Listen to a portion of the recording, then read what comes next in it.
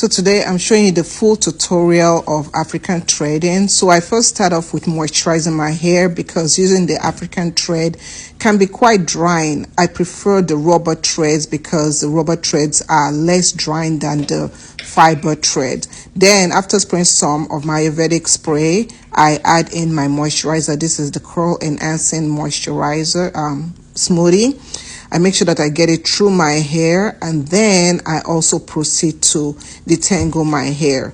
Now, when you're going to do African threading, you want to make sure that your hair is well moisturized and it's also well detangled so that when you take it down, your hair is tangle free and it is also feeling soft but stretched out. So after I do that, I then proceed to get the thread. Now, I'm only using 2 rubber threads. Now, with the rubber threads, make sure that after you've connected them, you want to stretch them out because they are very stretchy. So you want to stretch them out to get the best length. So I'm going to secure the ends of it in a knot just to make it stick together. You don't have to do that. One step that I didn't do in this step was stretching out the rubber thread itself. Then you're going to just hold the base. Make sure that the base of the hair, the root, is not too tight. You're going to wrap the rubber thread around the base a couple of times to secure it. At this point, you're also making sure that you're holding the end of the thread so that it doesn't come loose. You can decide whether to leave gaps when you're threading or to not leave gaps.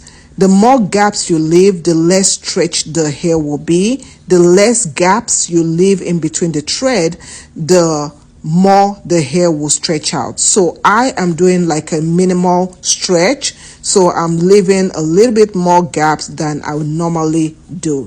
So when you continue doing it, work your way through the ends of the hair at the bottom. Now, when you get to the ends of the hair, this is the tricky part. You can decide to put a knot on the thread at the ends of the hair. But what I did was I took the hair and I took the thread and I'm going to wrap it upwards because I'm just wearing this just to stretch it for a few days. So as you can see, I'm taking the thread and I'm just wrapping it upwards to the top of the hair.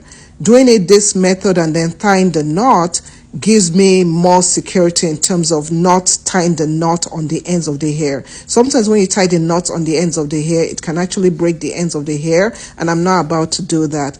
Once I finish securing it, I can cut the loose thread, and then this is it. This is how it looks like. If you're going to give it a try, let me know in the comments.